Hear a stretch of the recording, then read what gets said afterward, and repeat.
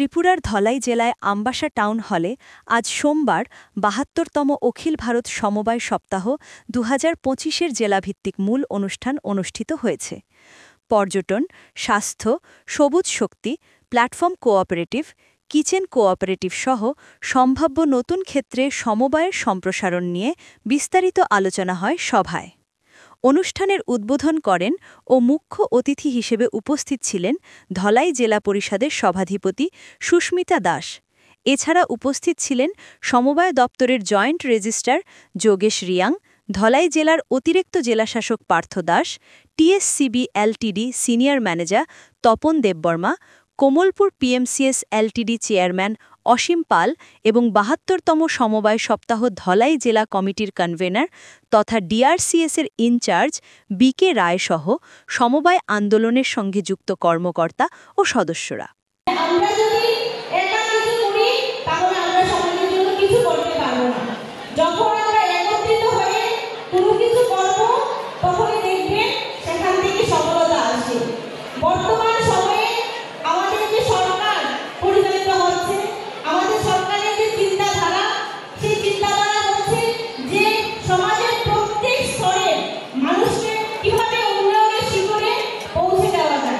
অনুষ্ঠানে ৩টি সমবায় সমিতির সদস্যদের হাতে মাইক্রো এটিএম হস্তান্তর করা হয়। একই সঙ্গে ৩টি নতুন সমবায় সমিতির রেজিস্ট্রেশন সার্টিফিকেট তুলে দেওয়া হয় সংশ্লিষ্ট সমিতির প্রতিনিধিদের হাতে। বসে আঁকো প্রতিযোগিতা ও কুইজ প্রতিযোগিতায় প্রথম, দ্বিতীয় ও তৃতীয় স্থানাধিকারীদের পুরস্কৃত করা হয় মঞ্চে। ধলাই জেলায় সমবায় আন্দোলনের নতুন দিগন্ত উন্মোচনের পাশাপাশি গ্রামীণ অর্থনীতি ও সেবাকে আরও শক্তিশালী করার লক্ষ্যে এই অনুষ্ঠান গুরুত্বপূর্ণ ভূমিকা পালন করবে বলে আশা প্রকাশ করেছেন উপস্থিত অতিথিরা।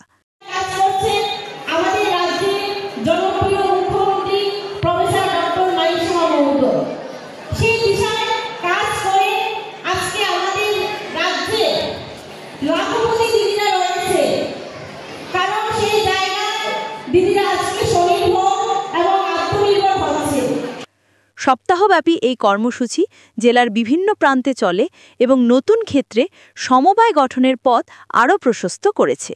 News desk, online news ত্রিপুরা.com।